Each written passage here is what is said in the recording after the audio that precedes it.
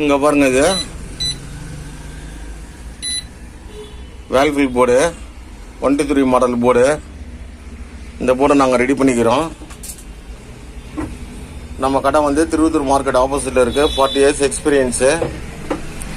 இந்த மாதிரி எல்லா வாஷிங் மிஷின் டாப் லோடிங் போர்டும் ரெடி பண்ணலாம். வித் கேரண்டியாகவே இருக்கும்.